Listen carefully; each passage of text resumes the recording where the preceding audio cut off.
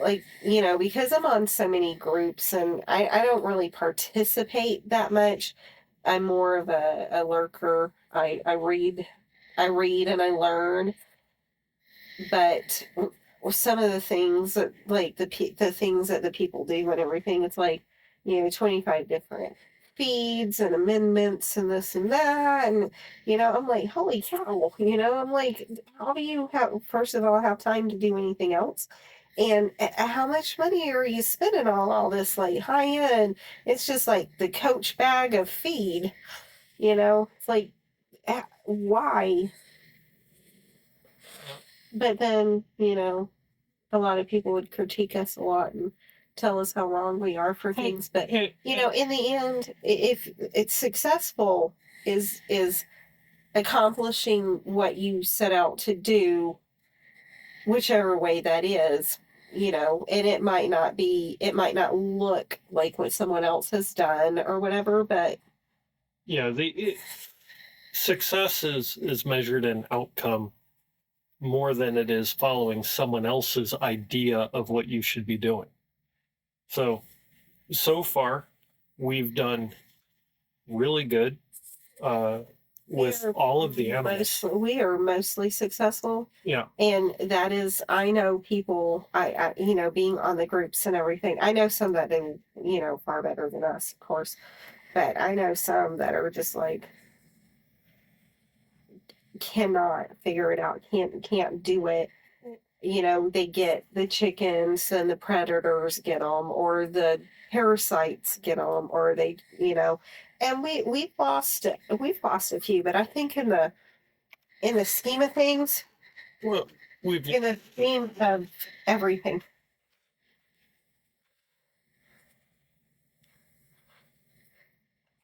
it's been pretty far and few in between, and in a rate of living versus what we've lost, it's minuscule. And but you still have to take into account everything that we have that has died is an animal we got used. So I don't know how old our first group of chickens are now. Yeah, I mean, we know they were at least a year old, but at least a year old, that could have been, they were 1.364, closer to 2 years, because in animal years, a year is a big difference, or 9 months is a big, Yeah, I agree. But how long have we had the first ones now? What, 3 years? I think it is now 3 years. So they would be at least 4 going off chickens for 3 years. And we still have more than half of the originals. So no, we have about half. Yeah, we started out with 11 and we have 5. So we're just under, but for 3 years, and who knows how old they are, because they do seem to be elder. Oh, the comparison between the babies now and them. Well, I say babies, but they're April 1st till now, so May, June, July, August. September. We have really packed a lot in since April. Yeah, they're coming on 6 months old now. Did we have the rabbits before chicks or after? After. Okay, so literally April, July, August, September. That is 5 months. Holy shit! Like what we've gone through in that time. So how many rabbits has been on premise since then? So say 4 months for rabbits. 6, 12, 18, 19, 20, 21, 22, 23. So we've had no total 23. Seems like way more than. All right, so 6, 6. So that's 18. Right. Doe 1 had 7. Doe 2 had 6. We lost one from the very. That was the. It was. Yeah, that wasn't like a disease or a problem. A outside source that was an unhealthy. Yeah, and died almost instantly. But which is, that's going to happen. It's going to, just like the quail. We are, I think we are abnormally successful in our quail rate. And we haven't had any quail that actually. Well, we did have one that died, right? No, have you put them all down? No, Two, two two. two quail died in the. They just they weren't pecked to death. They weren't nothing. They came out in the morning and they were just Outside. yeah two But those out were there the originals. out of the original. So, but they only used go quail that we got. 1 to 2 years. The quail lives. They're like a fraction of what chickens live. So who knows? I mean, we were getting, what did we pay, like $5 a bird? Something So like we've been getting eggs consistently since day one. And that's what I love about the quail. And let me tell you, I had a half of a boiled quail egg because one got left over. the deviled egg or just the boiled. I had just the boiled, Yeah. just a half a boiled, no salt, no nothing. Holy cow. Yeah. It's just insane the flavor that is in that. So how did you feel about the little deviled one? They were fantastic. It's worth the trouble. It really wasn't that bad. I mean, you're not getting a big mouthful like a chicken egg. Yeah, it's the But- same amount of work. It's more work. Is it? Peeling a quail egg is way harder. So they've got these little. It's basically a motor and it spins two rods, and the rods have like a rubber hose over it, and that gives it just enough traction. When you boil the egg, you can set it in there and it'll peel it in like 1 second. So you could, they're not expensive. They're Peeling a quail egg, the problem is they're very flaky, so it gets lots of just like cracking a quail egg. Yeah. You get a lot of shell inside. So, but I know. But if I show you the video of that little thing, because it's like $50. Now that we're getting to where, if we're gonna do deviled eggs, it's going to be 100. You pop that thing out, done. So it's probably worth picking up one of those, because those deviled eggs were nice. The whole, the half is just a little taste. An hors d'oeuvre bite-sized morsel. Yeah, but it's fantastic. So, I guess kind of as an introduction. So, people out there may or may not ever hear this. Probably not. Probably not. Husband and wife in Tennessee moved up from Florida several years ago. I'm prior military. Let's see, what else? I work for my son. My son is 17. He's a homeschool. I don't know, not phenom, I don't prodigy.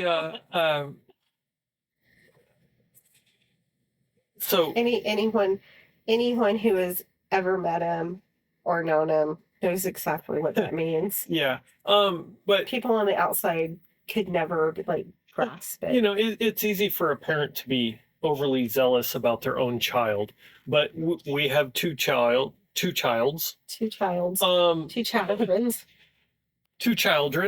and 2 grandkids. We have 5 acres. We're in Tennessee in the county, and we've had sheep and a donkey. Chicken, quail, rabbit. Yeah, right now we have egg-laying chickens. We have small quail. I don't know what kind they are, but they're pretty small. They're baseball size almost. They are so loud for their little tiny size. And rabbits. And we have some Rex Cross rabbits that, like it or not, we're filling our freezer with healthy, protein, way better tasting choices of food. And I think with the current situation, as things are changing and energy prices are going up and people are trying to get you to quit eating meat, having some of this is a nice thing. Between the chicken and the quail are The egg is tastier. We haven't eaten a quail yet. That's to come one of these days. You haven't eaten our quail. Our quail. The chickens are, we've only had the rooster so far. They're egg layers, which means the meat is a little tougher, a little stringier, but there's a lot of meat on the bird, and a lot. And it is very tasty. It's clean. Very tasty. Very clean. Very clean. You don't taste the brine. I want to say like the zesty of a store-bought chicken. It's so different. It's so different. Chicken broth, chicken feet, chicken liver, chicken bone and feet broth. Canned it. Would I get like 6 quarts out of what, 4? The 4 that we processed. I got 6 quarts of broth, which I try to make my broth like I make my butters and other things, where if you popped that jar of broth open and you drink it as is, not only just for the health benefits, all the vitamins and the everything that comes with that, it's also tasty. Like if you're feeling like you have a cold come on, and you just pop it in, warm it up a little bit, and then you can just sip on that. And I cook it with onions and garlic, and so try to make it as tasty as possible. So if that's like literally the only thing that you have to flavor your dish, then I think personally, when you're canning and you're doing all that kind of stuff, it's nice to have some basic things that you can use for a recipe to add to, whether it's tomatoes or potatoes or whatever.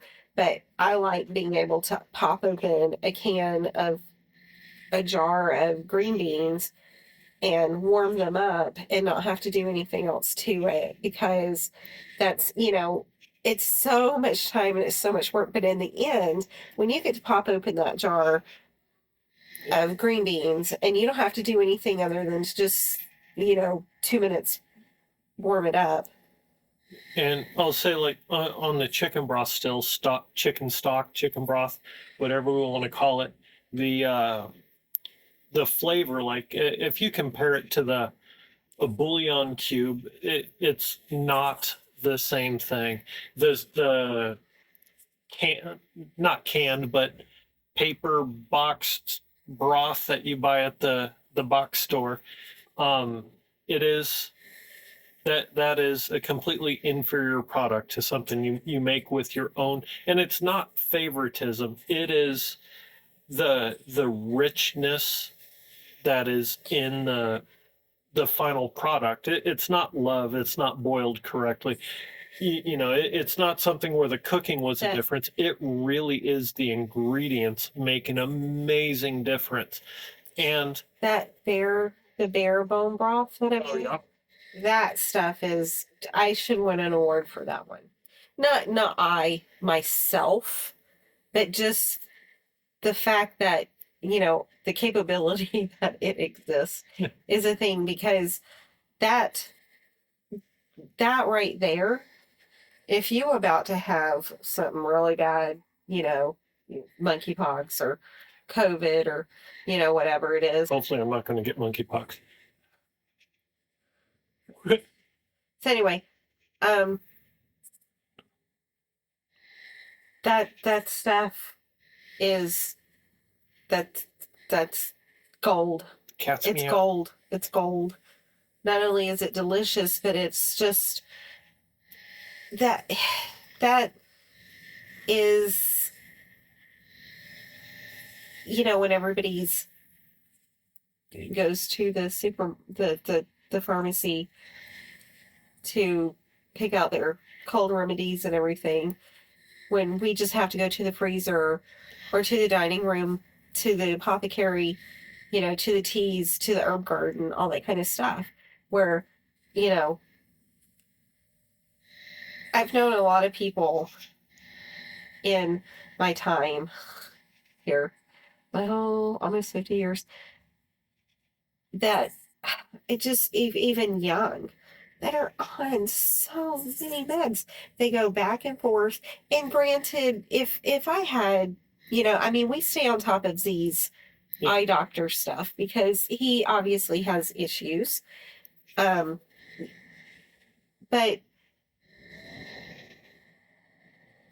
and hey, we could have issues that we just don't know about. Oh, everyone However, can. However, we could have thwarted some stuff. Yeah. There's how many people do we know at our age, especially, but even 20, 30 years ago, how many people do we know that are not on some kind of at least one every single day pharmaceutical? Yeah. How many people do we know that have to get their monthly pharmacy pickup? And we've never done that. There's been for each of us in the time that we've been together, and granted, What do I got? what here spider. Oh, yeah, that little guy. It just went.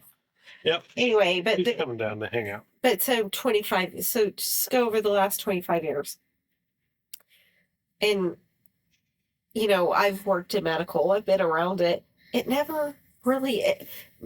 It was kind of like going to church. It was like everybody's doing it, but it just doesn't feel right. Well, it just doesn't feel like they're being honest. It doesn't feel like there's any like real genuine truth to the reason why we're there. It just feels like kind of the same thing to me, because even when I worked in medical, there's some people are just really born fucked up. They've got a lot of issues. But at the same time, I know people that didn't have issues until they went to the doctor.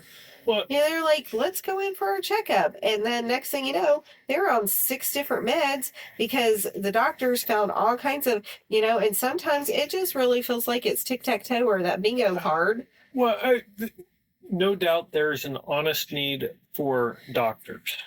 There's an honest need for Right. firefighters. There's an honest need for cops. There's, all of these things. But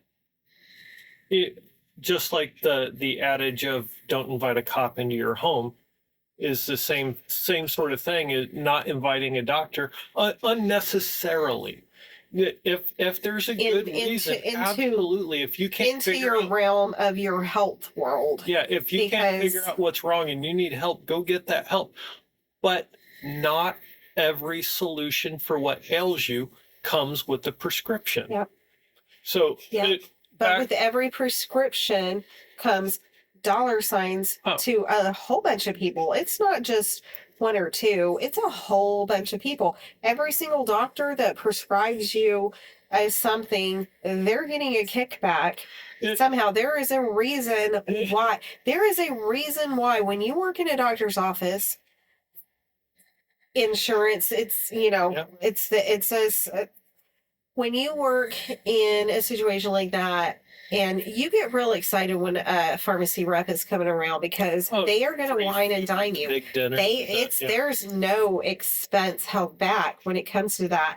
They're going to buy you lobster. Yeah. They're going to wine and dine you. Why? Why do they do this to every single? So when you a small town like Panama City, you got what? I'm going to throw it out there.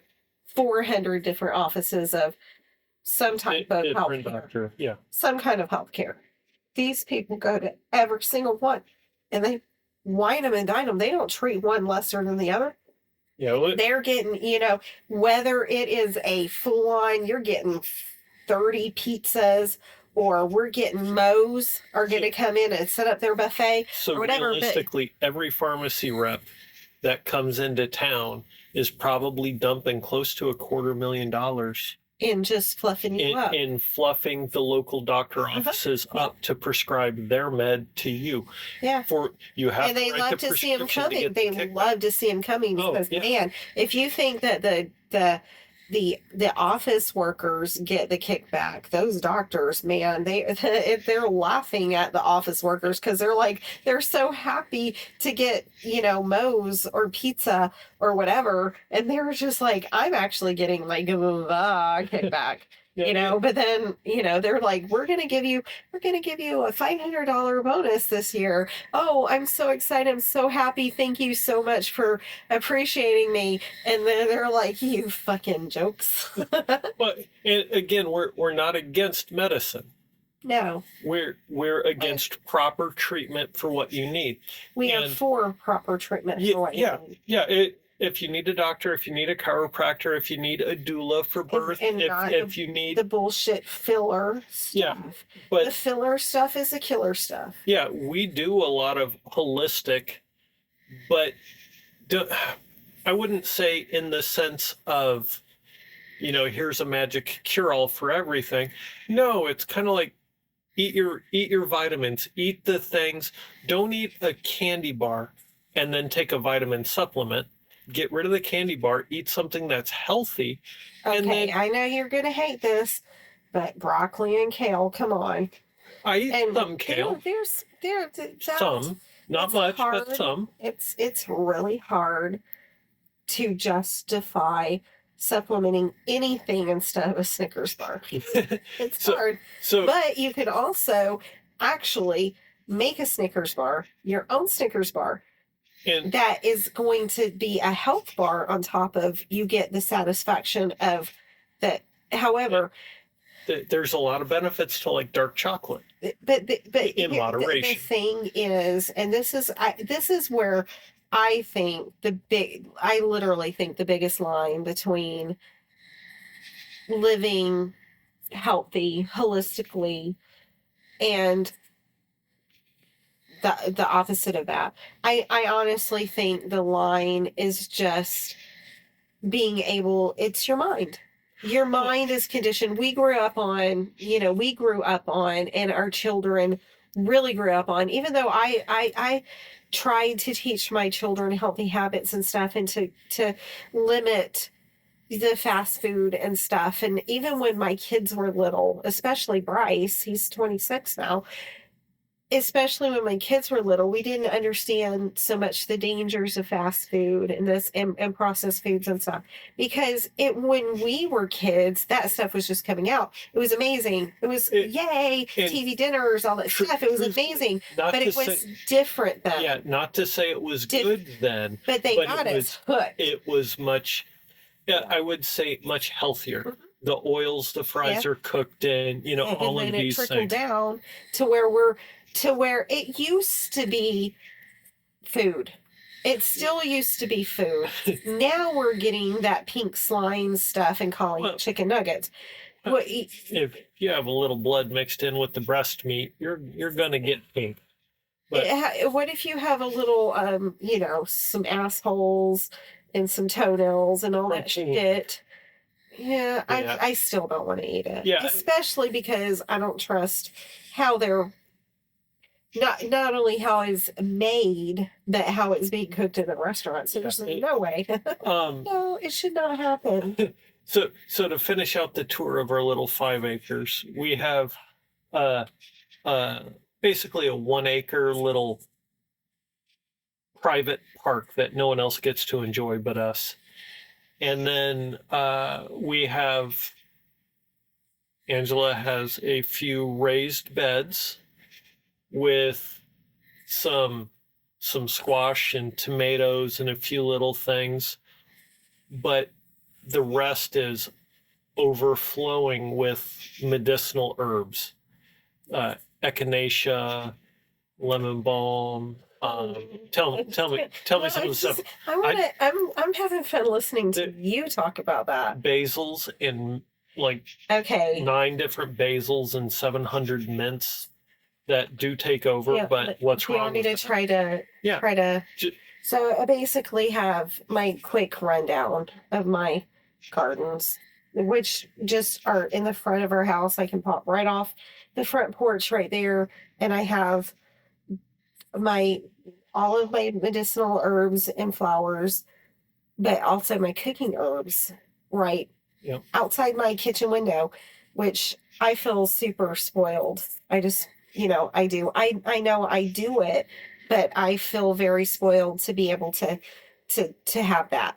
So anyway, so first herb garden, that's an in the ground. It was the first one I did here. And basically now I that's like the mint and oregano garden because they have mingled so much. I call it oregano because I have some fuzzy mint at this point, but in there, over time, over the last 6 years, things that have been planted that have come back and kept on, and then I've added to in that garden. I have the mint and the oregano. Mostly that is chocolate mint, and I also have that is where my big rosemary, which is was my heart. That's where they were my big huge rosemary bushes that the cold basically took out. That was a hard hit this year. But I do have one little baby that grew, and it's probably, I'm going to say, like 6 by 6 right now. So I'm pretty sheltering that one but then I have sage, lemon balm, mint, oregano, St. John's wort, lots of thyme, rosemary. I have comfrey now growing. Stevia. No stevia at this right now. Not this year. No, we had some earlier. Not this year. Last year. I was pretty sure we had. Anyway, so that was my original one, and then we last year I did my first raised bed across from that, and I got a little mint started. Everybody says never plant mint in the ground because it goes nuts. Well, that's my point. Like, seriously, if I know something's going to go nuts, then I'm just going to plant it everywhere, and it's going to go nuts. Sometimes it might do a little more than you hope, and it will do less at times, so it's going to even out. So in that, I have in that raised bed this year, second year, I have mint. I've got probably 4 different kinds of mints. I've got lavender, lemon balm, chamomile, hyssop, St. John's wort. I've had dill and cilantro. That's the one I've had tons of. Chia. I about got that out of there because that was terrible, but I still saved a lot for my teas. We have a couple of Cape gooseberry. That's a different bed. Well, that's the outside of the raised. I'm kind of sectioning that area. Yeah, so I call that so we have one, the raise was my second one, and then this year is the year that I branched out and took it. It was really kind of hard for me to pull that grass up and expand the bed because I didn't know what was going to happen. And there is a lot of grass, there's a lot of weeds and stuff, but I don't care at this point because everything has gone crazy. The weeds are small, the plants you want are big. Yeah, so in the third bed, which is outside of the raised bed, because everything just kind of seems to flow over. In that, I have calendula, borage. I've got numerous different basils. I've got Thai basil, purple basil. I've got lots of purple. I've got lots of different basils in the raised bed. Purple. I've got curly basil, curly purple basil, and I have sweet basil in there. And I've got ginger mint in there too. So flowing over to the outside, I've got the ginger mint, I've got golden sage, I've got sweet sage, I've got probably 4 different kinds of basils. I've got at least 4 different kinds of mint. I've got Swedish mint, pineapple mint, spearmint, chocolate mint. And then I do have peppers growing. I've got ghost chilies and the sweet red hots. The, I have the white bell peppers, and we have the Cape gooseberries. I have four plants right now that are just like going crazy. If you don't know what a Cape gooseberry is, Okay. it's kind of a sort of a sprawling plant, and the fruit, it's actually a tomato, but it is sweet enough you don't have to add sugar, and it makes a jam. Like, just mash them up and you pretty much come up with a jam that is sweet. It's called the ground cherry. Yeah, ground cherry. But Cape gooseberry And is the name of it. And it comes in a like the paper shell, like a tomatillo, except for it's just it's tiny. A little paper dreidel. The berry itself is the size of a normal marble. No, it's smaller. Even smaller. Yeah, it could fit on a dime, like a full big. So again, another thing where it's quite a bit of, you're not getting much fruit, and you got to pick a bunch and save them. But it is so worth it. It's a treat. It's a candy. If you want something that is just healthy and sweet and the funny thing is that we ended up with it in our garden, like in our cloud planted garden, like 5 years ago? Yeah. 6 years ago? And we had no idea where it came from because we didn't plant it. We had never even heard of it before. So to have it, and then I did find it in another area on the property down in the Half Glen. So I'm guessing birds are dispensing the seeds, which, thank you. Hello. That was an amazing little treat, a little gift that we were given. And so I don't know if you actually did buy seed, or if we're just going off of the seeds we collected then. No, I think the first plant we didn't seed save. I bought more, which everything I buy comes from Johnny's Select Seeds. No sponsorship here. They just have a quality seed. Yeah, you can bank on it. About. You can bank on it. I would rather pay more money to get them than go down to the local whatever and pick up the tiny little packet of seeds for 99 cents. But it's just, you can see the difference. Through 6 weeks after you plant that thing, you will know which one is the junk seed and which one is amazing. Absolutely. And through that, because I am a seed saver, I save our seeds.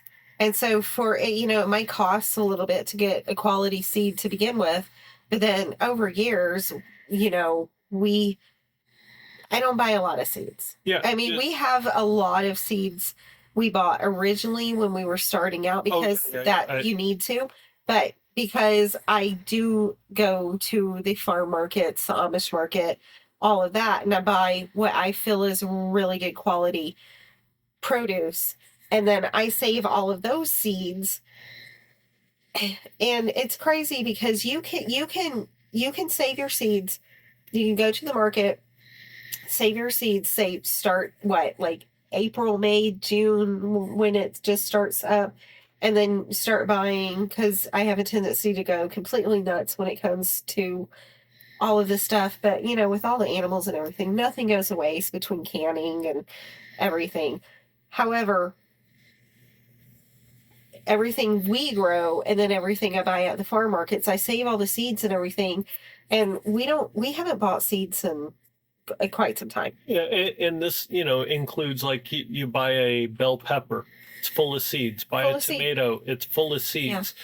Yeah. I don't save seeds from anything that comes from a supermarket because I do not want to sink those into our ground. We're kind of a little bit careful, we're favoring the non-GMO side of things. because we are 6.5 years of no kinds of pesticides, no kinds of that we can verify from where we've owned this property. No pesticides, no herbicides, no nothing.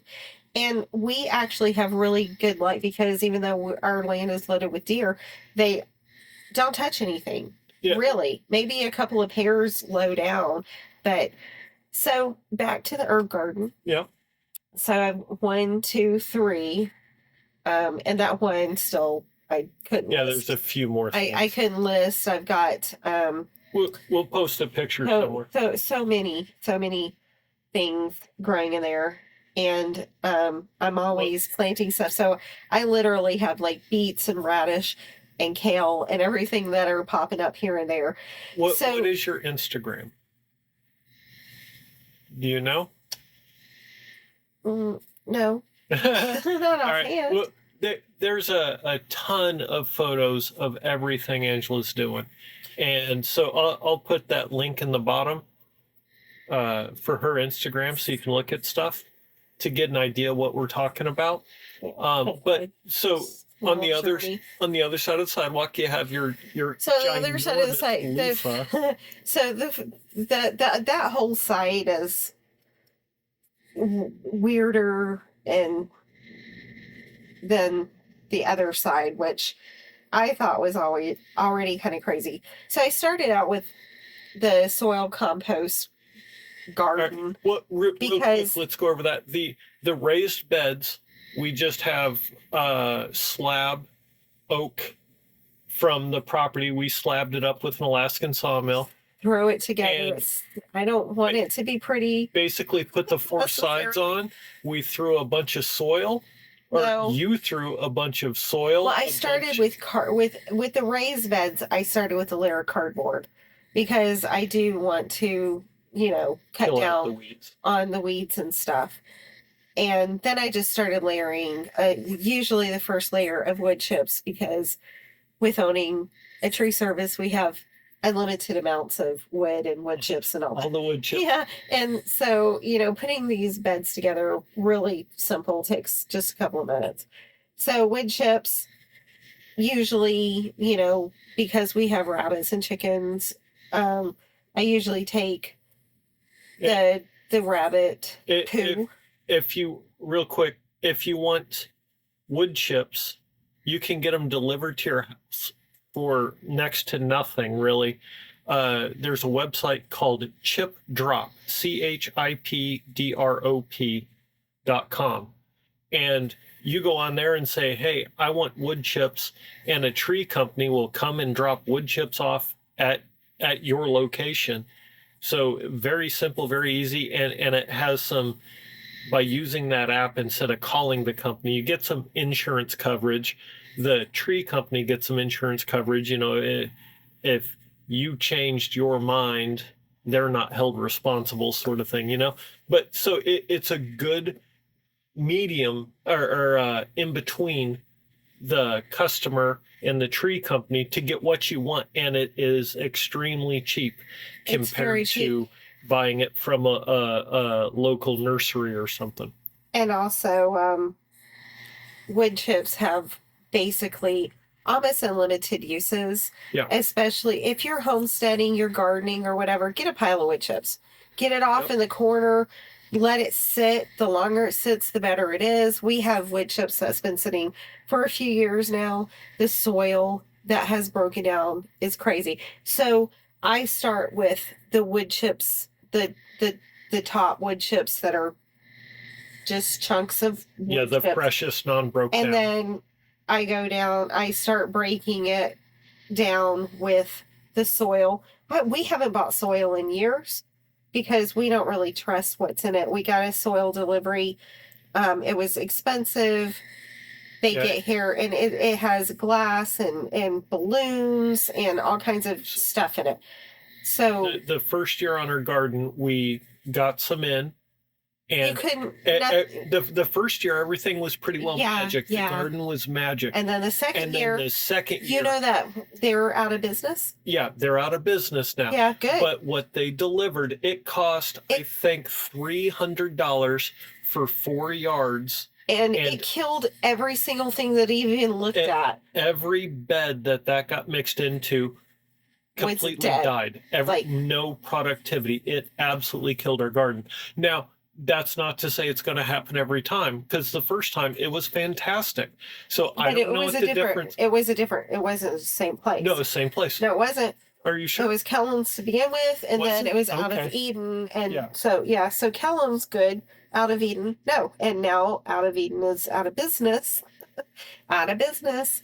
So anyway, but so I just start building some, put the leaves, the grass clippings, and the rabbit fertilizer, and just start kind of building, kind of turn it around and get it going. And literally it took almost no time, because I'm just a big old weirdo and I walk around with my glass of wine and my pocket full of seeds.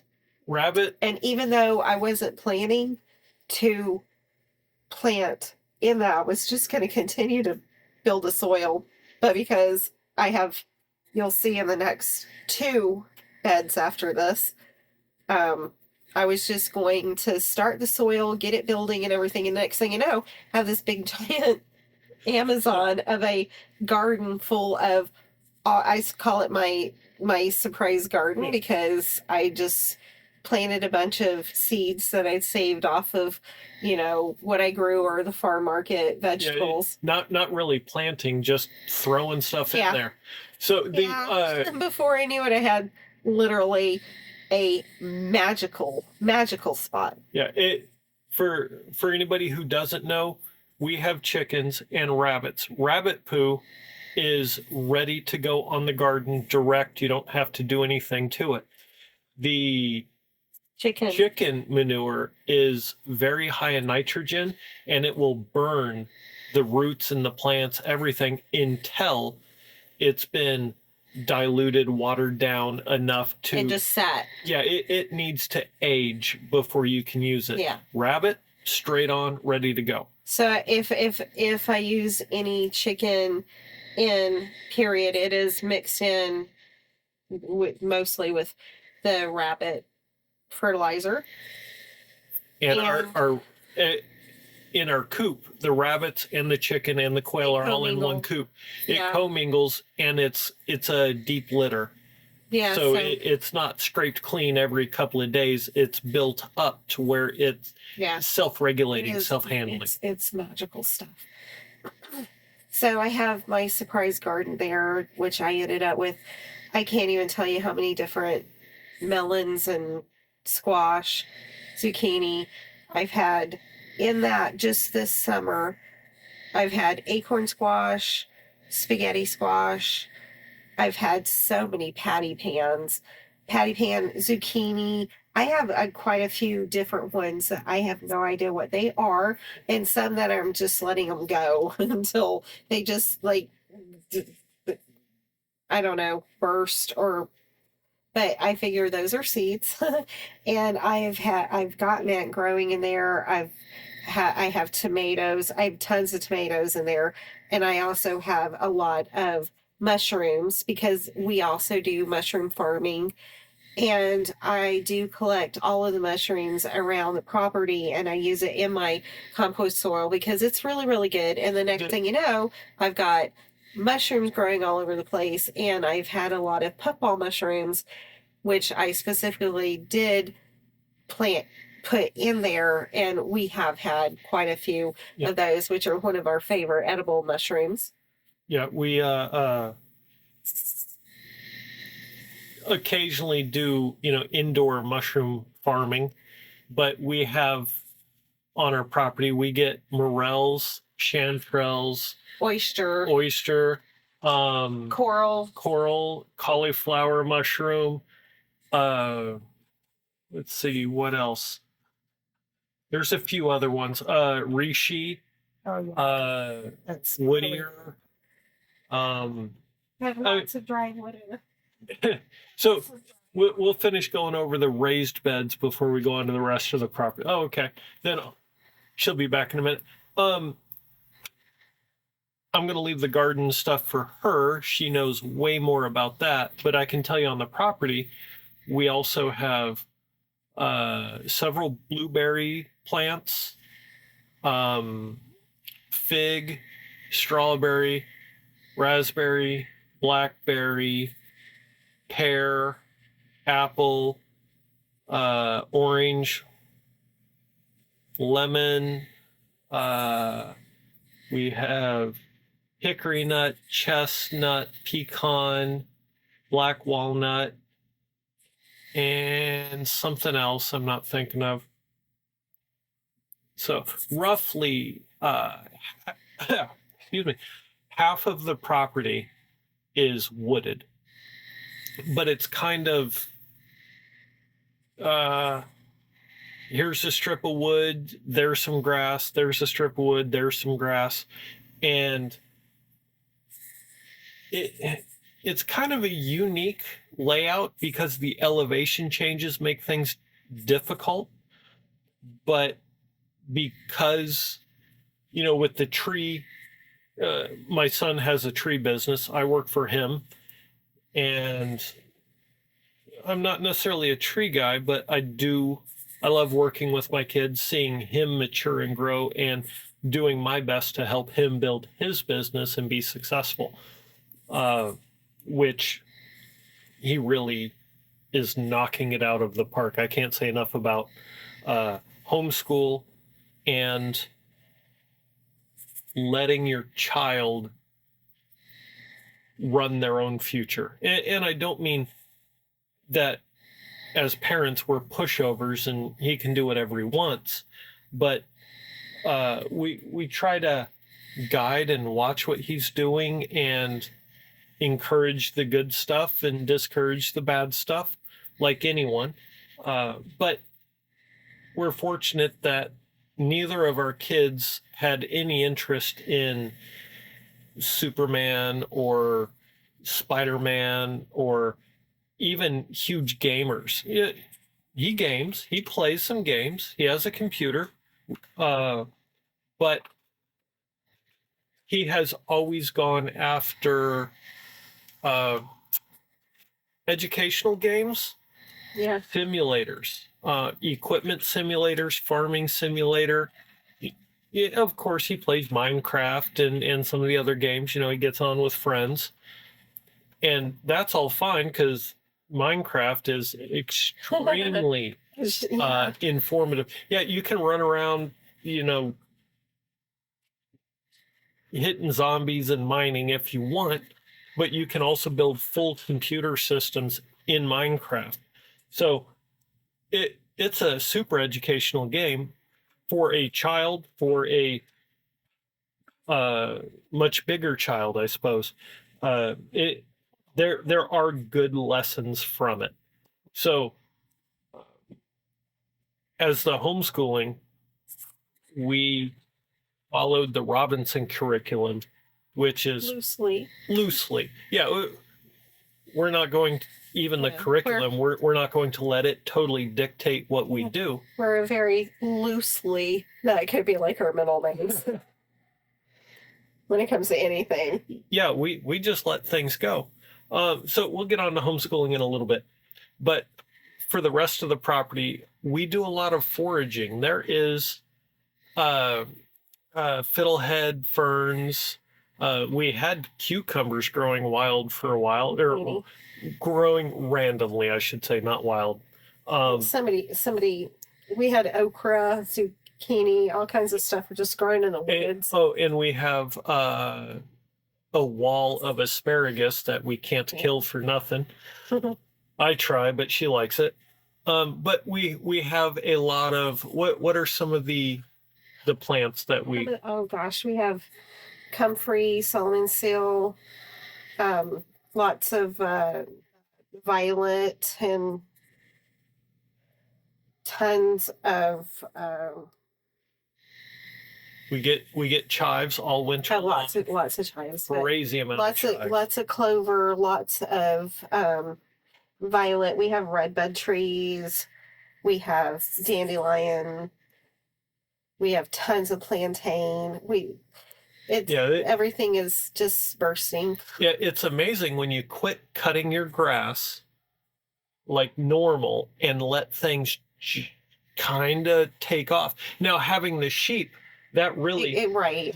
that really spread the goodness around, Yeah. because we would paddock raise them, so every 2 days we would move them to a new area, and So they would clear the underbrush and then they would fertilize it like crazy. So I would definitely say that our land is what? So they've been gone for 3 years, almost 3 years, yeah, two and a half, I would something say, like yeah, that. Um, and our land is definitely better, far better, far like dramatically better yeah, than it was. Like the berries, now we have berry bushes all over where we only had, one or two before.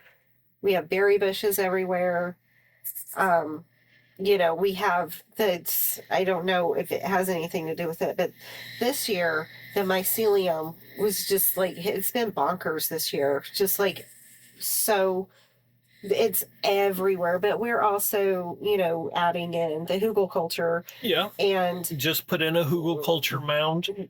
but we've been doing the trails and all that stuff for a few years and everything. So, everything is breaking down. And the beauty of having land that you are actively working on, if you get land, start immediately. Start working it immediately, daily, right off the bat. Start Doesn't have doing to all. be 10 hours, Yeah, but take a little walk around. Find something that, maybe it's not thriving where it's at, a blackberry bush, and maybe, dig up one of the little ones and move it somewhere that might be a little bit better, and just try to improve little by little.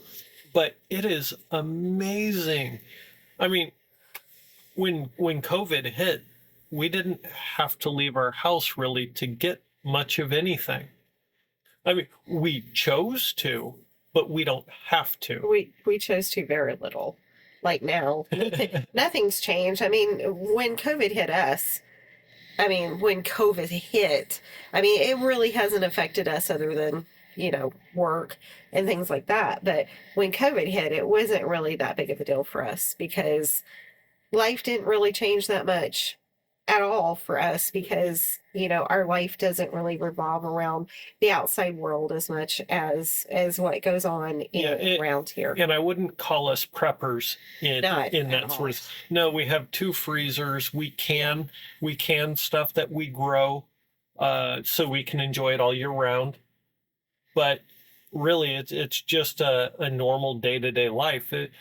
Short of, something crazy like a nuclear fallout or whatnot, we have so much already growing on our land that, and it's not stuff, it's not rows of vegetables we have to maintain. Yeah. It's stuff. Yeah, because we're not good at that. You'll find that out. We are not good at that. We aren't really good at the like how everybody else does things. We're just like, nah, we're just gonna like figure out another way. Like the homeschool, basically let the kid do the teaching and do the work, and we just kind of verify that things are going. And so our plants, our property is the same way. Things are going, and we just go out and take some fruit, take some vegetables when and as we need it. Yeah. But we're, it's been a learning process and we're still learning. I still, we're absolute newbies when, in the scheme of things. Because, an old timer farmer is like, you guys are dumb, Yeah, but no doubt. to somebody living in a high rise in New York, they're like, whoa, those podunk country people, we're just like the bumpkins and whatever. But, when it comes down to it, that $6,000 handbag you have that you work really hard for and you're in debt for is not going to help you when it comes down to whether you need to feed your family and protect and, all that kind of stuff. We have built our own little, we've kind of, sometimes unconsciously, we have built our own little ecosystem here. Yep. We have a 5-acre functioning. We're literally like right on the outskirts of a, a huge metropolis, Yeah. the suburbs, everything. But we have a little tiny slice of paradise. We're in the country, but we're 3 minutes from the nearest Walmart. Yeah. 20 minutes from a major airport. A mile from the nearest gas station. 10 minutes from the mall. Yeah, we're not in the middle of we nowhere, but we have space, we have privacy. We have a lot of privacy. And have a for little us, hippie haven in the middle of chaos, basically. Yeah, for us, the privacy is just it's immeasurable. It's amazing. But so your other raised beds. So we have 1, 2, 3. So the surprise garden's basically number 4. And then I have what I started out with. I was just going to put things together. I was just going to put things together and work on them, Tim, in soil and get it ready for next year. Mature it for next year. Yeah, so that didn't happen, but it didn't really seem to matter because everything just blew up and went crazy. So the next garden was the hospice garden because I just started putting all the things that were looking very weary in the other gardens, whether it's sage or basil, whatever. And I just started planting those things there because the soil was lovely right off the bat. And then everything there has really flourished. I lose a few things here or there. I've maybe lost a couple of St. John worts and sage. Sage is tricky for me. But I have a lot, but I've lost a lot too. And that one I planted a little extra chamomile and echinacea. I planted the peekaboo, which is the numbing plant, the toothache plant. It actually really does numb because when I'm picking up I can feel my fingers start to go numb. So I have all that there. And then the next garden I created, and it's basically the weed garden. And I wasn't going to plant anything there until a girl brought me. She said it was sage. I'm like, oh, okay, I'll always take sage. And so she brought me these bags full of plants, and turns out that it wasn't sage, but it was lamb's ear. And that is how the planting began in the last garden, because I really wanted to get these lamb's ear planted and going. And I did. They're beautiful. They're looking amazing. And I already have, they've already went to seed. So I have tons of seed. And in that garden that started out with the lamb's ear, I do have the purple sage because I put an ailing plant over there, which is gone nuts. I've got lettuce, several different lettuces, spinach. I've got 2 of the Cape gooseberry plants, which are fruiting already. Tomato. And I've got several other different types of herbs, but mostly what's really taken off in there is the tomatoes. I have probably just putting a seed here and there. I've got probably 100 little tomatoes. We had them in the salad tonight for dinner. Yeah. Tons of tomatoes in that garden, which was basically a real surprise because we didn't plant an actual vegetable garden this year. So everything that I've gotten out of these gardens were just pluses, surprise stuff. And as a bonus to that style of thing, when you plant a row, when you do a standard garden, all of your tomatoes come due at the same time. All of your whatever is, it's your harvest day. But by doing it the way that has been done by us so far, just a random mix and, oh, here's some new seeds, let me go stick it somewhere. We have a continual supply, not in a abundance at one shot, Yeah. but a continual steady supply throughout the year. Hey, you And want a tomato? I Get still one. have had enough off of not doing official plantings, official gardens and stuff. I've still had enough to save for later. My main focus, of course, is herbs. That is my passion. Because you have an apothecary and you I do all have sorts a of very teas. small apothecary. Yeah. It is. But that is my passion, is working with herbs. And this year I really branched out to try more of the medicinal herbs, and my main focus is on teas. I do work with some, salves and oils and things like that, but my main focus is teas. That is what I really enjoy, and I really enjoy providing those for other people. um, but my goal is to be able to grow everything that in my teas, to grow them, dry them, cultivate everything myself. And I'm doing really good. I'm really proud of myself, because this year I thought I would just, like with the gardens, I thought I would just kind of, dip my toes in a little bit. And the next thing you know, here I am. I'm making full-fledged teas out of all of my own uh, things I've grown, whether it's herbs or flowers or weeds that I've grown myself. Some I have planted from seeds that I have cultivated over the years, and some are little starts that I've gotten from the farm markets or whatever. My main focus now is on cultivating my own seeds. A lot of the plants that I do have are my plants at Yeah. this point. They're mine. The seed are mine. They have been for years. And that's an advantage to the seed saving is the plant progresses into your soil over the years. It is it's mine. It's improving itself to match the conditions and the soil.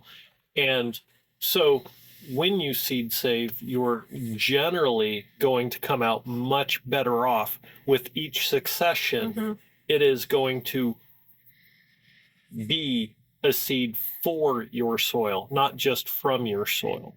Well, let's just talk for a second about the cool factor of that, because it feels really freaking good to not only to grow and harvest and cultivate, to dry and to utilize, and then to share that with other people.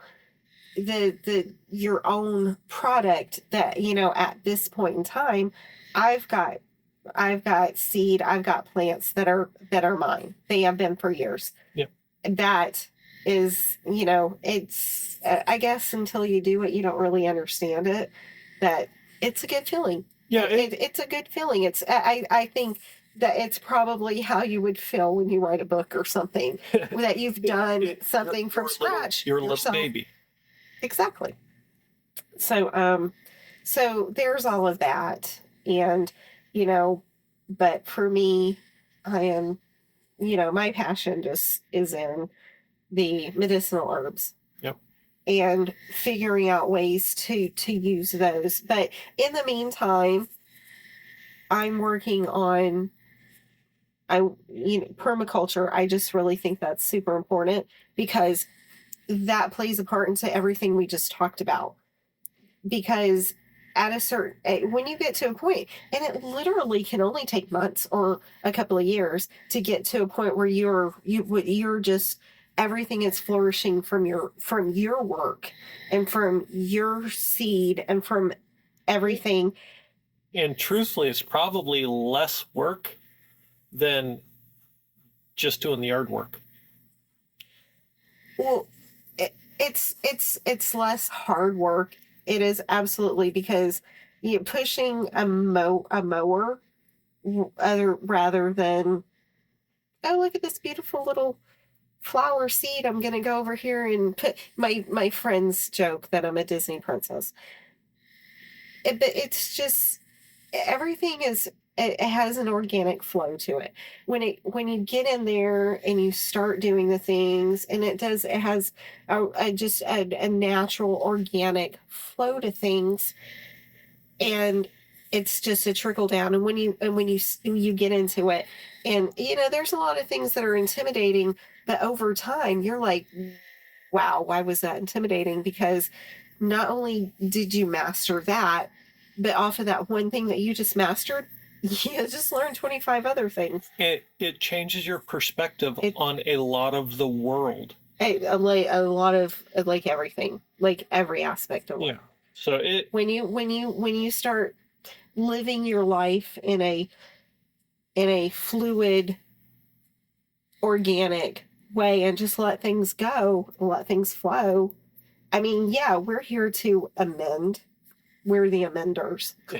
We're the ones that are amending nature, trying to just kind of coerce it to flow our way and in our favor. But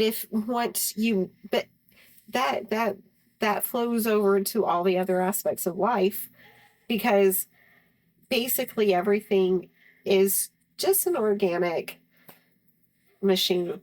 Yeah, nature will provide. It is amazing.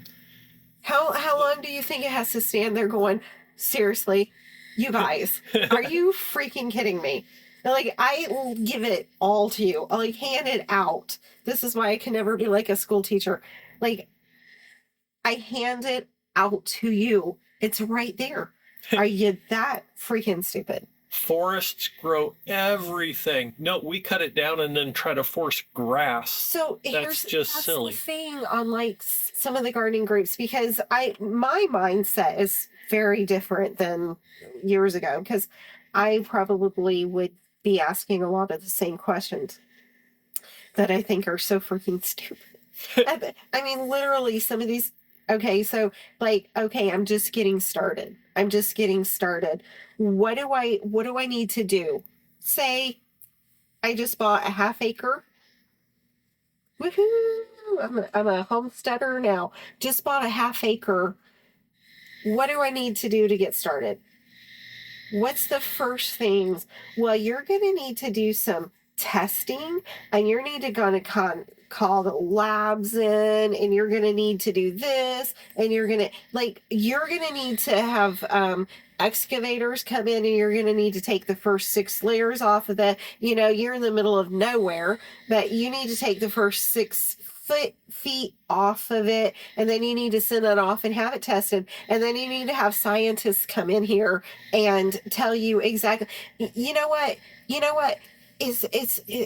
what are you digging up? Are you digging up grass? Are you digging up weeds? Because they're fucking growing there. They're growing there. If they're growing there, then so can other things. But everybody wants to treat everything like it's just like it's some big giant. And this is the thing that I hate the most with parenting, whatever, cooking, canning, parenting, anything. When you ask questions, the first people that are going to stand up to answer you are going to make it seem like it is impossible. It's completely impossible. Not only is it impossible, but it's going to cost you so much money, and you're going to need to just go ahead and book 6 months in the sane asylum, because that's what's going to happen. And I'm like, dude, seriously, all you need to do is shove a tiny little seed in the dirt. Shove it in there. Give it 2 weeks. Shove it in there. Put a little water on it. Pee on it. Whatever. But this is it blows my mind that people want to help so much with digging a 6-foot hole right off the bat. And they're like, well, fuck this. You guys talk amongst yourself while I go to McDonald's, because that's just easier. So early on, I've gotten a lot of info off YouTube. Great resource. Yeah. A lot of people, you're able to see different things. I watched quite a few different people, Jean-Martin Fortier and Curtis Stone, when it comes to the market gardening, just the basic stuff. But there's also I want to say permaculture. I don't know how to classify him. I believe he's Austrian. His name is Sepp Holzer. Sepp Holzer. And anyways, long story short, his method is he basically has a bucket of seeds, like random seeds, like just everything. I have one of those. Put it in a 5-gallon bucket, and he just takes a handful of seed and throws it out on bare soil. That's what I do. And whatever grows, grows. If you have low pH soil, well, some things are going to grow and other things aren't going to grow. But you know what? 10 foot away, that soil has a different pH, and something different is going to grow over there. So, kind of, why re-engineer your soil? Maybe instead just find out what will grow where it wants to grow and let it grow. Like, what's the harm if you're going to mow it down? What's the difference between mowing some tall grass and mowing a tomato plant that you don't want anymore? In the meantime, stuff will grow like crazy. So just let it happen. Well, well, I mean, we kind of raise our kids that way, especially Z. But you know, I mean, that's our method.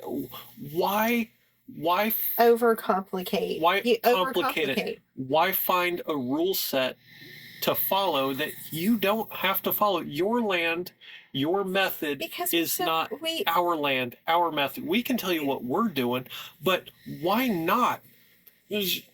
You're going to cut some vegetables in the next couple of days.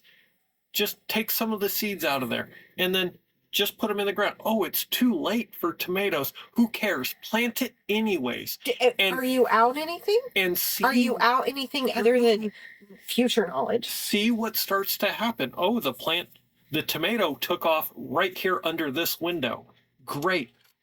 Now you know next year, why don't you start with some tomato over there and your squash over on this side? All the knowledge, you're going to learn your land, and all of a sudden, and it doesn't matter. It could seriously be a flower pot hanging out of your window. Mm-hmm. It could be a half acre. It could be 100 acres. You don't need to grow 100 acres of food. Literally, I think less than a quarter acre will easily feed one family. I have seen people that have done what benefits them and their family more on a half acre than I grew up on an 800-acre dairy farm. I've seen people do more beneficial, stuff with a half acre than what it takes, and the money, the machinery, the people power, the everything to do that, And I mean, we can't do without that. I mean, we need the 800-acre dairy farms. We need the farmers. We need all of that. Yeah, we don't need everybody to have their own 1/2 acre that they are farming, because we need, collectively, obviously, we need more. But, you can share your seeds with your neighbor. But your neighbor can grow something different, and you can give some of yours to them, and they can help you out. And, it's building a community that really is beneficial to everyone. So I was just reading about that like yesterday. And there are some countries, communities, I don't know. But they like, that's it. Every person has a garden. They have fruit trees. They have whatever, and they get out there as a community and they share their goods. We don't have cherries. Okay, well, you guys are new here. Grow some cherries. Just it's one of those cases where it's like, okay, if we have like a little whatever here, grow some herbs. Okay. whatever. Can But do that. yeah, are we lacking something? Then you can assign it to someone. Not like you have to do this or you're Oh gonna yeah, fail. yeah, yeah. But but the just looking after your if every community was small like that and they looked after each other, then everyone would be okay as far as food, health, all that kind of stuff And goes. it gets you outside a little more with sunlight, which, believe it or not, seems to be rather healthy. Right? Like Crazy. isn't it funny how all the things that was bad for you when we were growing up is now like, oh, well, reports have shown that obvious actually, laying out as a kid was not that bad of a thing. Well, yeah. But 1980, they're telling you butter is bad and margarine is good. right. 1990, they're telling you eggs are bad because they're high in cholesterol. And vegetable oil is good for you. Yeah, right. No. There are. I mean, there's really a natural solution for everything. Let's just go back to the show Mad Men. That's a phenomenal show. It's a very good show. Eye-opening. But it kind of is the heyday of when advertising came on the scene, and it literally was like, oh look, you could. It was like the grandmaster of like society at the time because it dictated what you did, and it dictated the fact that cigarettes were cool. The ending, they were safe. Are you pregnant? They were medicinal. Are you pregnant? Then have a few cigarettes a day because it'll chill you out. And then those people started dying of cancer and stuff. But just over the years, we've seen so many things come and go. What is the underlying? What is, when you go back to all of it, the underlying aspect of everything? They don't give a fuck if it's good for you. They don't give a fuck if you die of cancer. They don't give a crap whether your baby's, like whatever. They don't care. It's all about the money. And that is the trickle down to every aspect of life. Banking, groceries, oil. Every single thing boils down to money. And when it comes to, when anything comes down to money, you're fucked. Because they do not care if you die, but they do care if you spend your living years spending your money on the things that are probably going to make you die sooner. So, I have no problem with billionaires existing in the world. I have no problem with corporations in general. However, it is my choice on who I give money to. Yeah. So if you want to complain about a billionaire, maybe quit giving them your money. Right? Crazy thought, I know. That's bonkers thought. It's bonkers. Support what you want more of, but we don't have TV. We don't have cable TV. We do watch YouTube. We do watch Netflix, which we had canceled before. Very little. Yeah, I canceled the cuties thing. I have my standards. Yeah. But yeah, so but now we're back on it, so whatever that. Well, like a lot of things, they gave a little. They gave enough. They gave enough that I felt okay signing back up to it. I mean, basically, we can get rid of it. Yeah. I won't, just like Hulu. Hulu's like, hey, we're just going to, they just bumped it up to 3 or 4. 3 or 4. Yeah, $4. Yeah. But. Said, never mind, see you later. Yeah, but, they're like, what is your reason for leaving? And they give you, like, all these reasons. And then it's like, it's too expensive. I clicked it. Normally I'm just like, it doesn't fucking matter, whatever. But I really feel like, they just need to know the fact that they. So here's the thing, which is the way it always works. I like American Horror Story. It is garbage, garbage, garbage. However, they're the 20th or whatever, they're coming out with a new season. So I was trying to wait, but when they want to raise that price like $3 or $4 again, Yeah. like right before it, you know what? I'll watch it somewhere else down the line. I'll watch it 5 years from now. It doesn't matter because.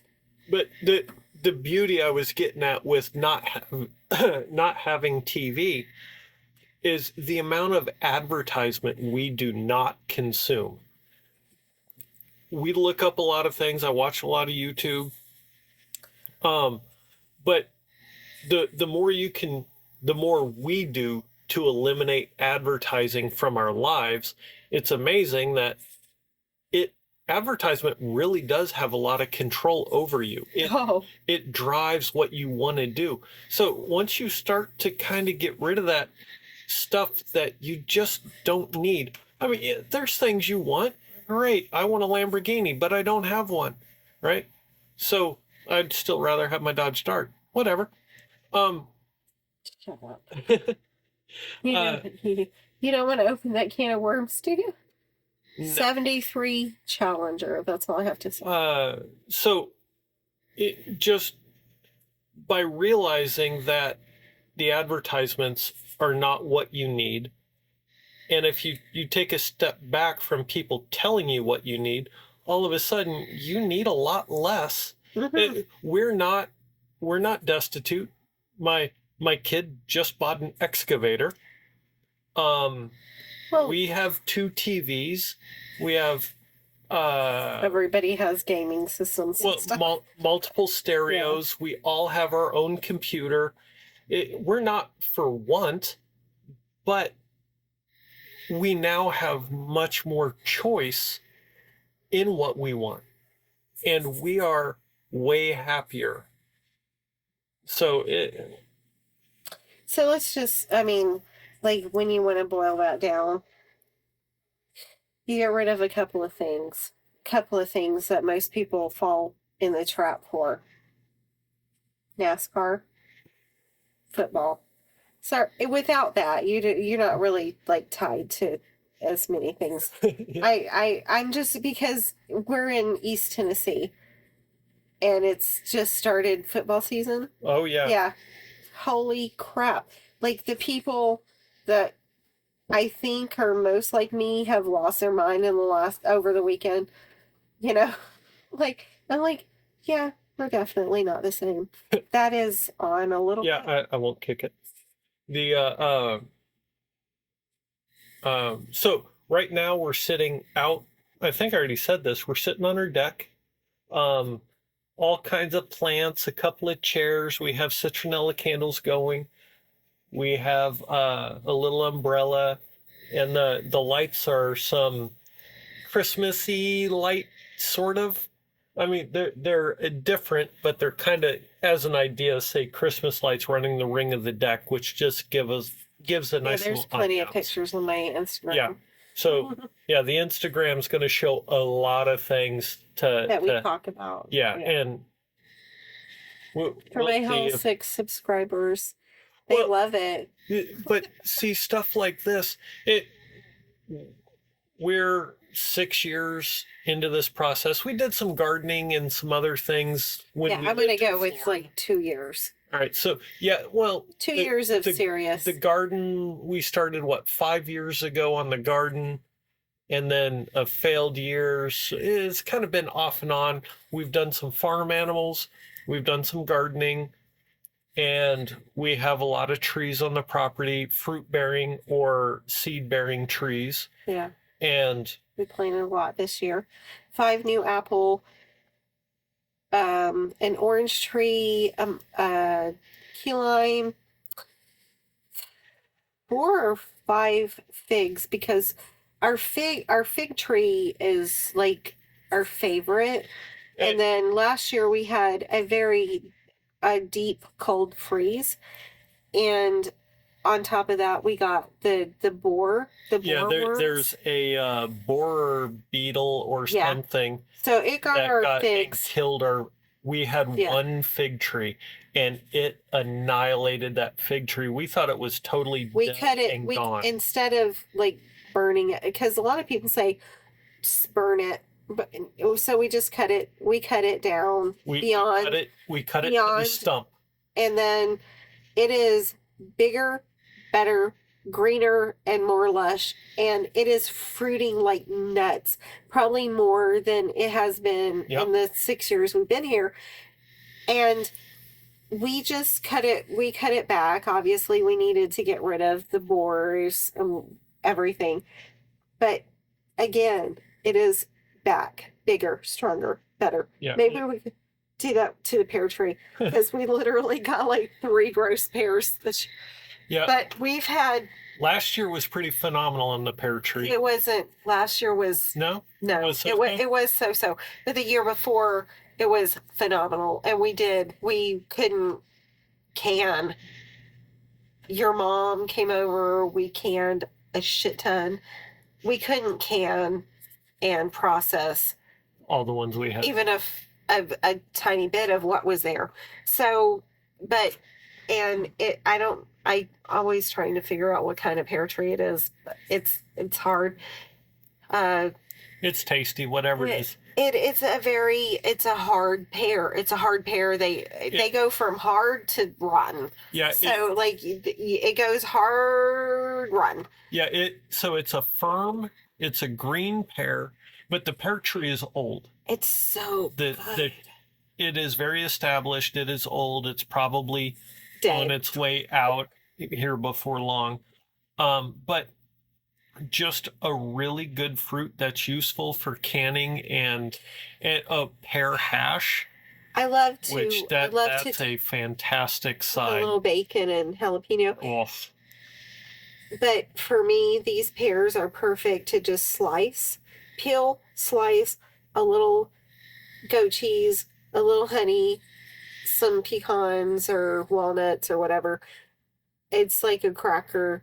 It's so delicious.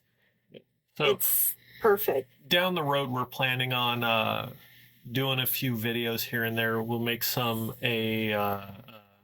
food, some cooking, some general homestead, goodies. So ideally, we're trying to build a little bit of a channel and more show that there are alternative ways that don't take a lot of input to have success. Can we grow as much as a dedicated 8-hour-a-day gardener on a market garden? No, we can't produce that much. But we're not. Our point is not right now to do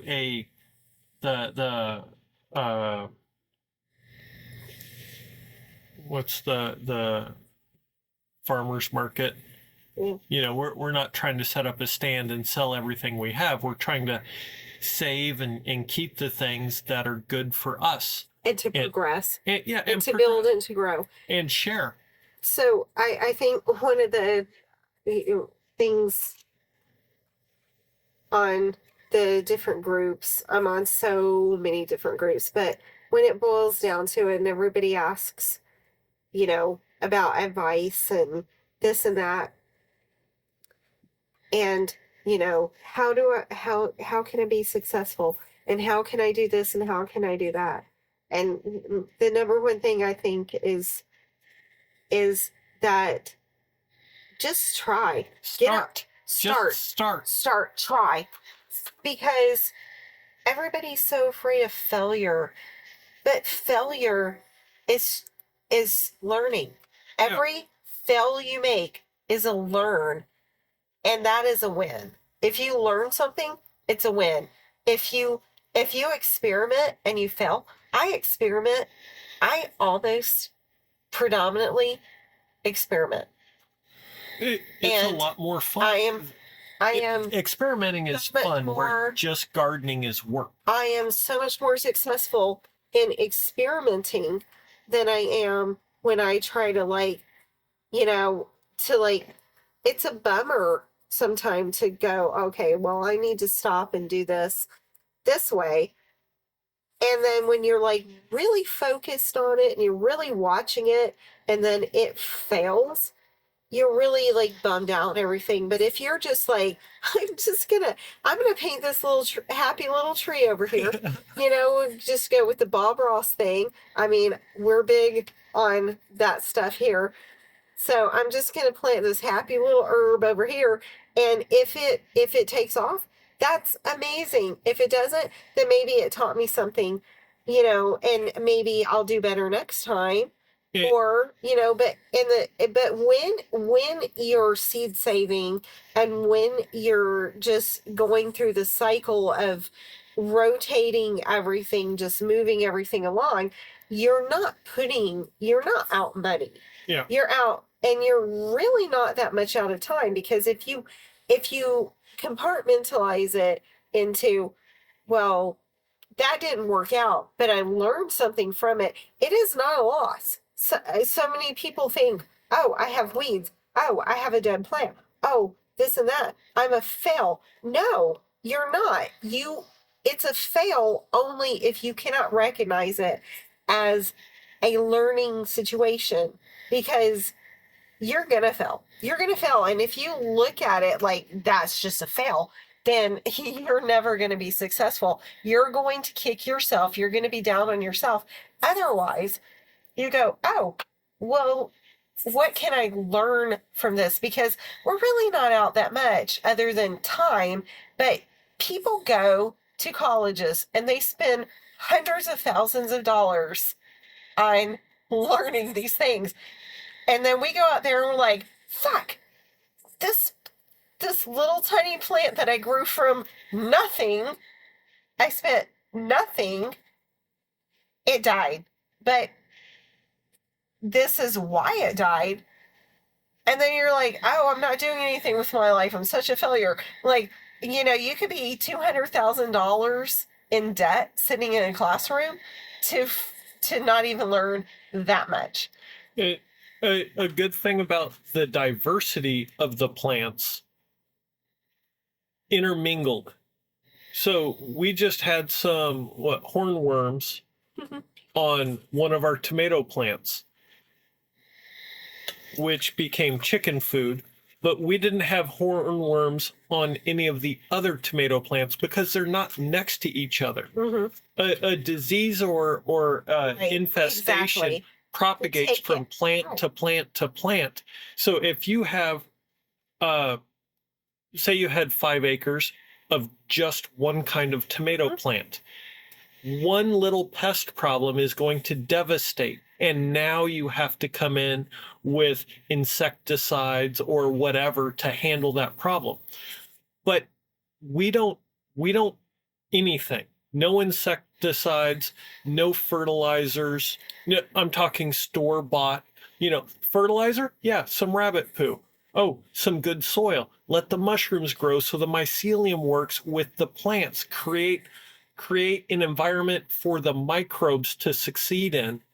Create a variety of plants that it's amazing how one plant attracts a certain kind of pest, but the plant that magically for some reason grows next to it repels Right. those pests.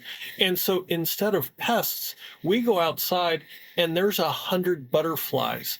There's bees everywhere. And we're fostering the best we know how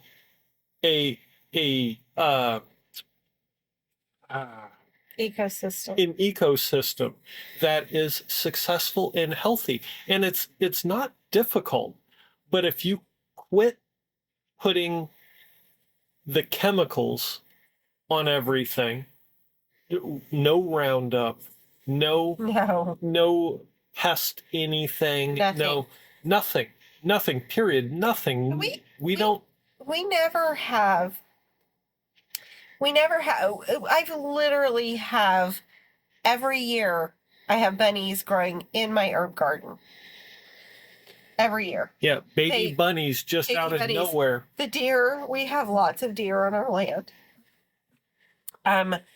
With the everything is growing up around us, so those the lands for all the things to live in, the bear, the deer, the coyote, whatever, is very small. So we have a little heaven area for a lot of things. However, they do not like we it's very far and few in between that we have to varmint control, because we don't really have, we literally have had raccoon and possum living amongst our chickens as they were free ranging, like in the coop. Yeah. Like in, out of the coop. They weren't a problem. We've never had much of a problem for anything. You know, we have groundhogs and stuff. They're not much of a problem, and they're very delicious. That's a different story. But everything is like a roundabout, a trickle down system, an ecosystem. Here we have, we try to do a start to finish kind of thing. Everything in our lives revolve around feeding back into the ecosystem that we have created. It's 5 acres. Yep. Our business, our land, our you know, what we eat, what everything is kind of a roundabout and a trickle down. So with the tree business, we end up with logs, which become slab wood for use. I have a little wood shop. We do firewood because through the winter we supplement with firewood. And that really drops our energy bill. Yeah. So we use wood to maintain our temperature inside the home, but the thermostat is still turned on. So if it gets too cold, the heat will run. And I don't want to get up and tend to fire at 2 a.m. Just not my thing. But late night, early morning, we do that. Yeah, we first thing in the morning, get it going. We were in the winter, you know, obviously we're running it pretty much 24/7. And again, it's wood we have. We're not cutting down our own trees to do this. For the most part, the trees that my son and I remove are problem trees. Things that are diseased, they're over a house, and you know, the danger to falling on the house, or the you know, kids playing on the swing set or something. So for all the tree huggers, we are absolutely tree huggers. Our business revolves around keeping not only people safe, but the health of the trees. We do refuse work as it comes by us that it doesn't fit into our scenario of, you know, like that's not healthy for the tree. You know, if you need it removed for building and stuff, that's going to happen. You know, all that kind of stuff is going to happen. But, you know, we have a lot of people that say, just take these trees down or just top these trees. That makes them unhealthy. It's a problem down the future. Yeah. You know, it's so we do have a tree service, but that tree service not only serves us, but our local community in many, many ways, whether it be from the chips to use for your gardens and what have you. We do firewood, so we can provide firewood for people who need it throughout the winter. And it's everything has a purpose and a reason.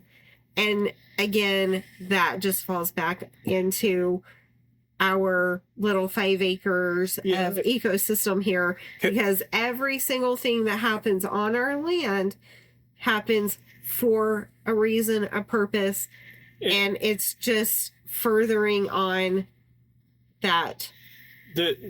I guess the real ethos behind our business on the trees, we use what we take down.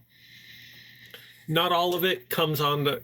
I bring some stuff home, especially a nice tree that can be slabbed, turned into a wood project. For me, for someone else, that doesn't matter. There is so much time and energy that went into creating that tree that to just cut it down and throw it away is an unbelievable waste. Like I'm not a greenie.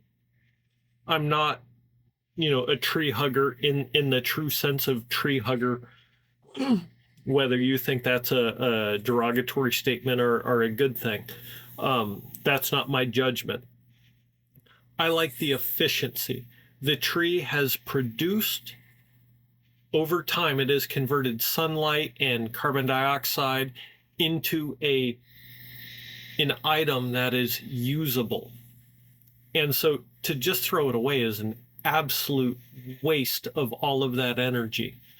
So most of it will go into chips. And those chips go into people's gardens and walking paths and whatever they need them for. But we deliver chips through that app I had said, Chip Drop, the website. It, again, non-advertisement. It's just something we use. And I think even if it's not their intent, the way we use it, the intent that we put behind using it is to let that tree become another item that is healthy in a different way for the environment. And, firewood probably negates that a little bit. Some people aren't going to like it, but would you rather someone burn wood or oil or, high demands on the electric company, which is getting their energy from wherever? These are all choices that you're free to make, but the way we do it, we want to reuse that as much as possible. Why throw it away when there is absolutely a good use for it that exists? So, again, we're not tree huggers. We're not way off to one side or the other. We are both right leaning. You don't have to like that, but that doesn't mean what we're saying is a lie automatically. So just hear us out on some things, and I don't care who you vote for. I want you to vote for who you want to vote for.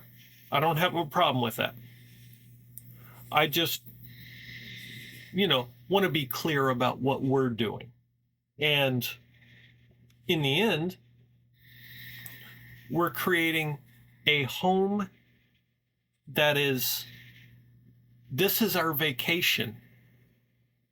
Home is where we want to be, we're not trying to run away from what we have to go live some fantasy land. We really kind of have fantasy land here. It's a very loving and connected home life, not only with our family, but with the land around us and the soil and everything. And I just, hopefully we can maybe inspire or give someone a nugget of information that they just weren't missing. Kind of as an example, I grew up in a military family and then joined the military myself. While I was a military brat, I moved around a lot. Like normally you register for high school 4 times. ninth grade, 10th grade, 11th grade, 12th grade, right? Well, instead, I registered 13 times because I constantly had to change schools. Well, somewhere in that process, say 7th or 8th grade, I never heard the order of operations. Like, I left a school and that school taught it next week, and I showed up at a school and they taught it the week before or something. I don't know what it was, but all of a sudden I didn't understand math, parentheses, exponents, multiplication, division, addition, subtraction, the order in which you need to do those. I had missed it. So somewhere along the line, as soon as I found PEMDAS, parentheses, exponents, blah, blah, as soon as I discovered that, math suddenly became easy. But I didn't learn that until I was in college. So somewhere between like 8th and college, no one thought to tell me that. I didn't know I should look for it. This is, predating the internet. And so it made things a little difficult. But once you find that one little nugget of information, it really can open up whole new worlds and opportunities for what you want to do.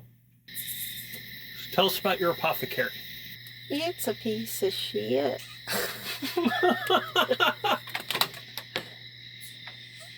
My apothecary is pathetic and menial and tiny, but it is budding. It's budding. That's like, I'm an herbalist. I am a budding herbalist. And, I think a lot of people think that I know a lot of stuff, but I know nothing. In the scheme of things, I know nothing. I know a little bit. Spoken like a monk.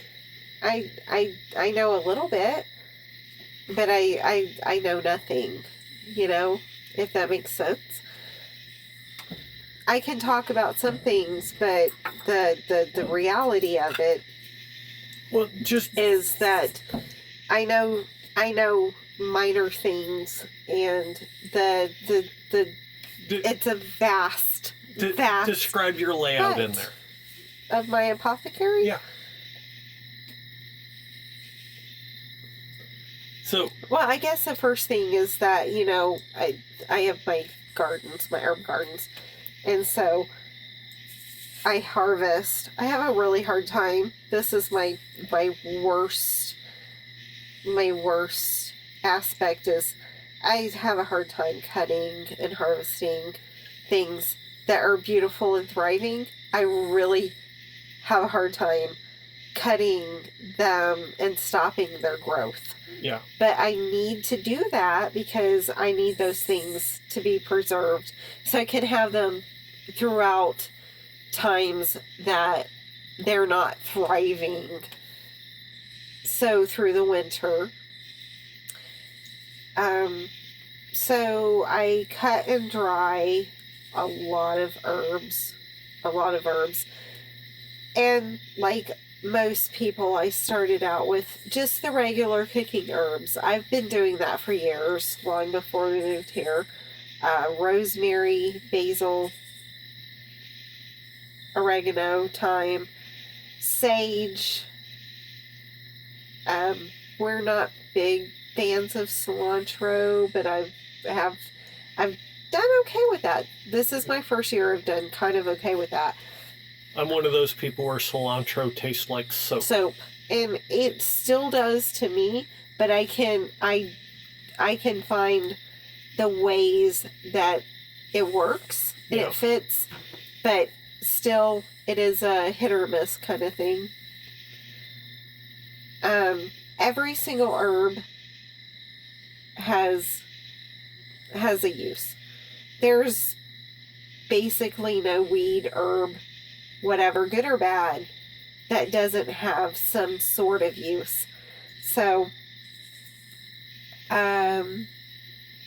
mint is one of my favorites. I really love the flavor of it. It does have medicinal aspects and stuff, but to me, when I'm gonna make a tea of all the things, I really want the mint, the lemon balm.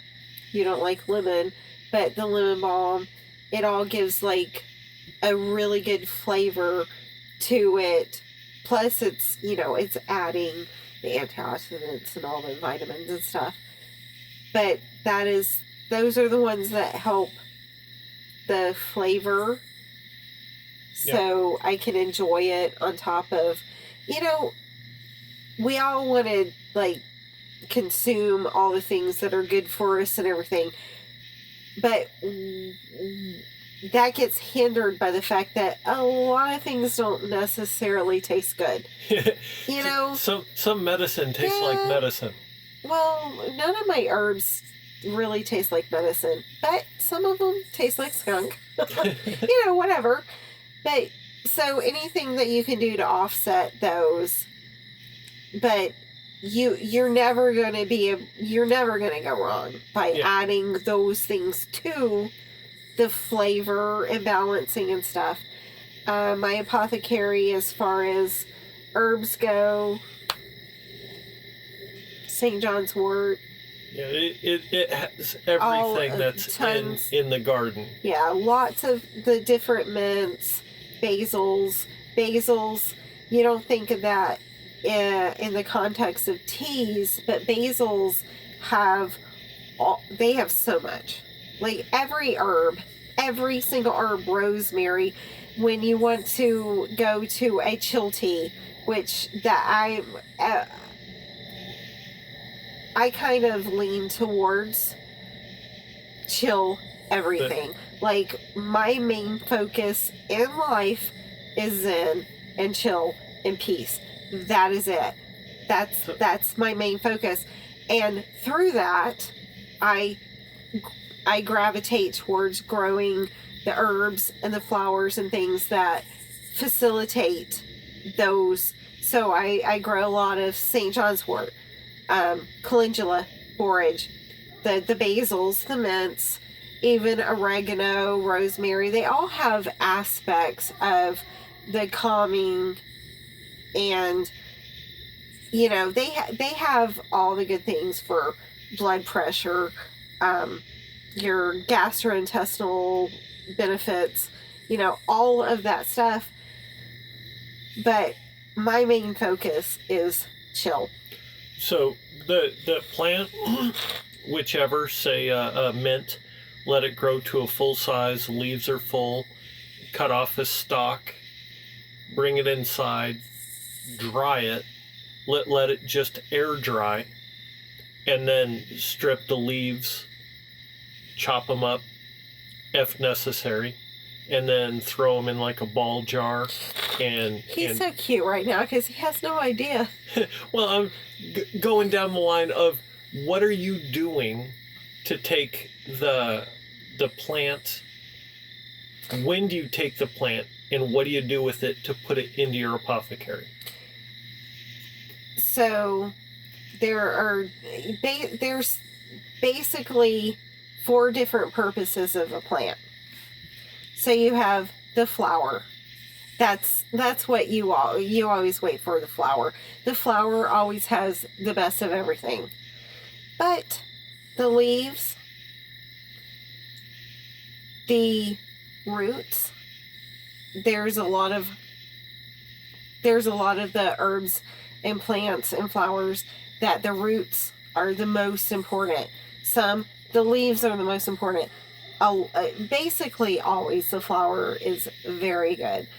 But you have those aspects. So you have the flower, the leaf, the root, the seed. So you have a trickle down forever. So if you start from a seed, then you go all the way back around to the seed. If you start with a plant, then you can get all of the benefits too. So you grow the plants, you figure it out, you grow the ones. For me, I just grow everything that I can possibly find to grow. If it is herbal and medicinal, I'm going to grow it. And usually I'm growing it long before I find out its use and purpose. And, I'm just like, like if I go to the herbal, like to the Amish farm, I go into their greenhouse and they're like, these are the I've bought plants there that I'd never heard of before, brought them here, planted it, grown it years later, but because it was in the herbal section of their, and those I have found the like the Amish, the farm houses and stuff, they have you're gonna find like the weird crazy plants, just like the weird crazy vegetables and stuff, because they just do whatever the fuck they want to do. They do it, and then they just like put it out there because they don't really care, because they're not there for likes, they're not there for whatever's, they're there to provide stuff for you so we can give them money so they can continue to provide their stuff for them. So my apothecary is a lot of all of the stuff that I can grow, and it's amended. I do buy herbs, teas, and things that I know I'm going to use a lot, but my end goal, and I have really kind of blown my mind as to how fast I've been able to grow and learn my own plants and stuff, which is my ultimate goal, is that I would never have to buy anything. But I'm pretty proud of myself this year, because I thought I'm just going to start looking into that stuff, and I am like way knee deep in it. Yeah. It's like, I'm gonna just like, it was same with the gardens. I'm just like, I'm just gonna do this one, and I'm just gonna like grow the soil, and I'm in the soil and like build it up, and next thing you know, boom, boom, boom. So I've had the seed station and the drying station for a few years now, but this year I just really threw myself into the base. It's very basic. It's super big and giant and confusing to some people, but in this realm of the herbal world, it's very basic. But it's got a lot of the necessary. And that's where you start. Just you start growing tomatoes and zucchini, the easy stuff. Same with this, the easy stuff. But you learn as you go, you grow as you go. And in this sense, seriously. So our dining room, the one wall is dedicated to the apothecary. So it's a couple of shelves on the left, one corner is the apothecary, the other corner is the tea station. Yep.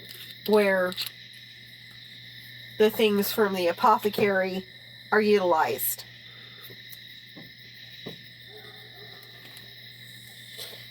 And so there's also some what's the SCOBY stuff? Kombucha. So we have some kombucha. Gonna do kefir. I think that's the name of it. Yeah. Kefir, something. Yeah. All of that stuff. For any of the fermented stuff is really good. You always need the fermented stuff going on, and it has its own little world. I'm doing sourdough starters right now, and I might be completely failing. I don't know, but you know what? I'm not out much. And if I'm successful, then once again, like many things in life, most of the people that are close to me are going to benefit from it, because they're all going to get sourdough starters for Christmas. Like they get the broths and the butters and the dried herbs and all that stuff, because you can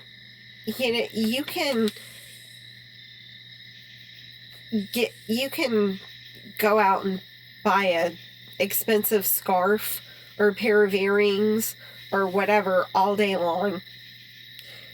Seriously, like buying me houses and BMWs and stuff is great still.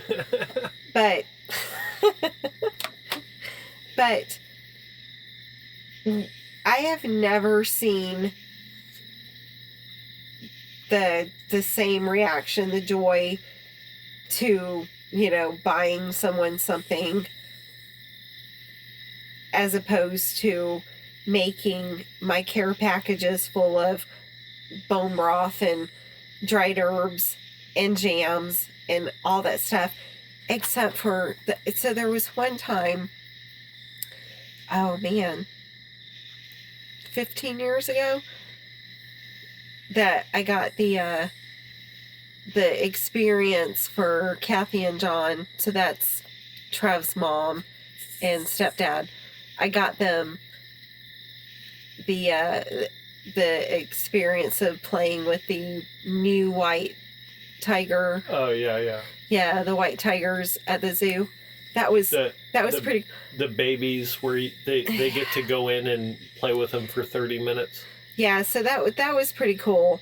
I mean, I think I make pretty magical care packages, but sometimes some things have to happen, and you can't beat that. Yeah, not necessarily a gift for a 6-year-old granddaughter, but why not? Well, probably not going to have the same happiness level as a Barbie would, but for your adult friends.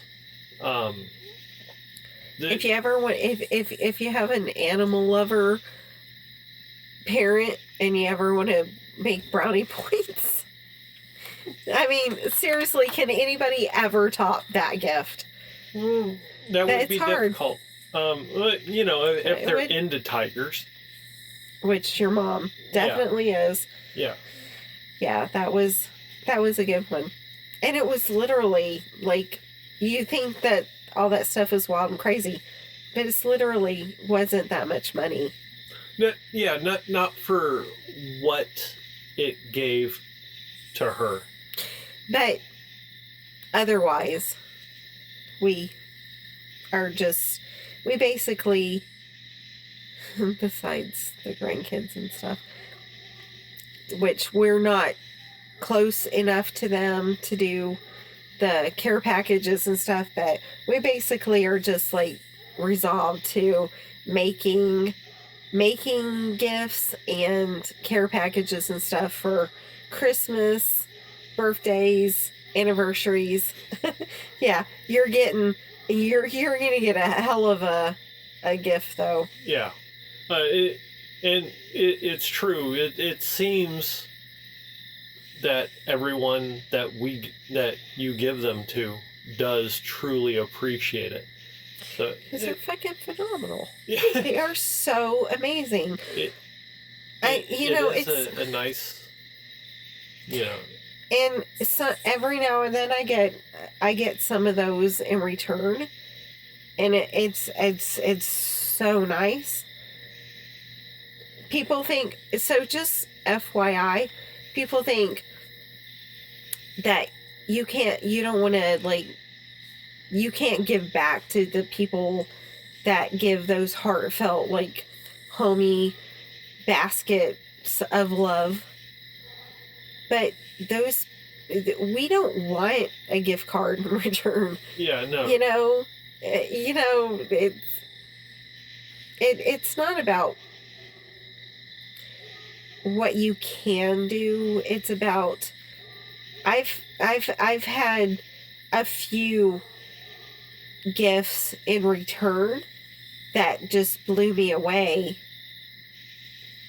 because there's never ever going to be a better gift than of taking a few minutes of your life to do something special for someone else. And a lot of times people think that you could never do that, to do something in return for the person that does something super personal. But if you could do something relatively close in exchange for them, Yeah. it would mean the world. But that doesn't happen. It doesn't. Well, I mean, it does for us, but between like your mom and I, we're on the same plane. Your mom and I, we we can do that. But for most of my friends, they're just like, that's so fucking amazing and everything. And then they're just like, here's a gift card. It's just like, because they think that they can't. But they can. They can. Yeah, it's one of those things over the years that has really changed from, like any kid at Christmas, you want a huge thing of gifts under the tree, but that goes away. You don't want that anymore. I don't want all the trash, and I don't want the junk toys. It's just like talking to Bryce. I'm like, I don't want this to sound bad, but I don't want to waste money. It's not about the money. It is not about the money. It's about the fact that I would rather do, oh my goodness. Can you imagine what I could do for my granddaughters if they were closer? But I would really rather to do something that is meaningful, that they're going to want to keep for a long time, than to spend a lot of money on something that they don't, it might keep them appeased for like 48 hours. I'd rather give them something that not only that but I don't want to be like, oh, I have to keep this because she gave it to me. I want it to be useful. Yeah. And enjoyable. So, all right. I think pretty much for right now, that's 3 hours. I don't know how long it is, but that's long enough. Can you turn it off? Yeah, we'll turn it off. All right, y'all have a good night.